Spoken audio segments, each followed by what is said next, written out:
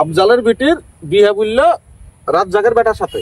আচ্ছা, রাজ্জাক ছেলেটা ভালো, রাজ্জাকের বেটাটা ভালো, মোটামুটি ঠান্ডা ছেলিয়া, শিক্ষিত ছেলিয়া, কিন্তু একটু মাথা অবস্থা, কাজ কাম সেরকম এখন হয়তো সেভাবে করে না, দেখাশোনা করে এইসব নর্মাল ফ্যামিলি। আফজাল কিন্তু বুঝাইল না বিয়েটাই, দিতে চাইল না। হ্যাঁ, আমার বিটি কটা চামড়া, আমি ওই বাড়িতে বিয়ে দিই, এরকম একটা ব্যাপার। ইনকাম কম বলিয়ে দিয়া দেশেরই আবার একটু অবস্থাশালী ছেলে, গৃহস্থ, ছোড়াও বাইরে টাইরে থাকতো, থেকে এসে যে বাড়ি এসছে, এসে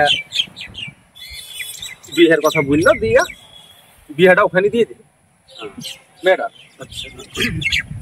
এবার আফজাল কিন্তু, এই রাজ্জাক কিন্তু বলেছিল আফজালকে যে আফজাল, মেয়েটা তো তোমার ভালো, বিয়েটা দিলে আমার বেটার সাথে তোমার খারাপ হইতো না, ছেলেটাও ভালো। এবার এর তেল বিরাট, কটা চামড়া, তেল, বিয়ে দিয়ে দিল, সমাজ যায়।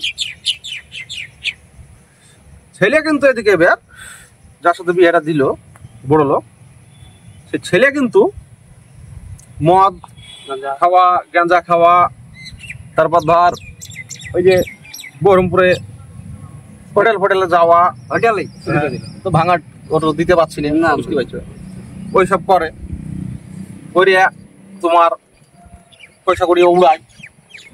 এবার এইসব জিনিসটা এক দুই কানাকানি হইতে হইতে যাই হোক, বাড়িতে মেয়েটার কানেও গেলছে, মেয়েটাকে মারধর করে, সেটা তো যাবে। কি করে আফজালকে, সে মেয়েটা বলে যে তুমি আমার কি জায়গায় বিয়ে দিলে যে আমাকে এরকম করলো। আফজালের তেল যে কি করিস না, যেখানে বিয়ে দিয়েছি সেখানেই ঠিক আছে, পয়সার লোভে এইসব করলো। আর এদিকে কিন্তু এর বেটা, এই যে রাজ্জাকের বেটা, ও কিন্তু যাই হোক একটা ব্যবসা, ওই যে ডিমের ও একটা হোলসেল খুলে ফেললো, ডিমের দোকানের ডিম আর কাছ থেকে নিয়ে যায়, দিয়ে যাই হোক ও করে কিন্তু ভালো ক্যাশ করে দাঁড়িয়ে গেল লাইনে। ও কিন্তু বিয়ে করলো, এই যে এর বিটিটা থেকেও দেখতে ভালো একটা মেয়েকে বিয়ে করলো, ভালো আছে, বিয়ে করলো, দাঁড়িয়ে গেল। বছর খানিক যাওয়ার পরে মেয়েটার একটা সন্তান হয়, বাচ্চা হলো। তারপর ওই বাচ্চা নিয়ে চলে, এই করে, তমুক করে, সবই করে, আর অশান্তি তো চলছেই বাড়িতে।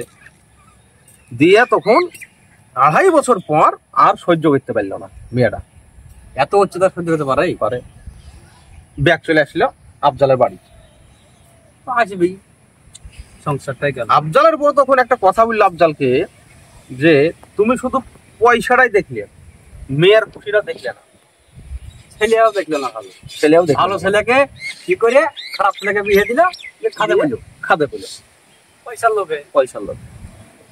তাই বেটির বাপদেরকে বলছি, কটা চামড়া তোমার বেটির থাকতেই পারে, কিন্তু লাচো না, ছেলের পয়সা দেখতে যাও না, ছেলেটা দেখে বিয়ে দিও। সেটা শিক্ষা দেখতে হবে, সেটা গুণ দেখতে হবে। আমরা যে ভিডিওতে যে নামগুলা করি, এগুলা কাল্পনিক, এটা বাস্তবের সাথে কোনো মিল নাই। ধন্যবাদ। 3 মিনিট হয়ে যাবে।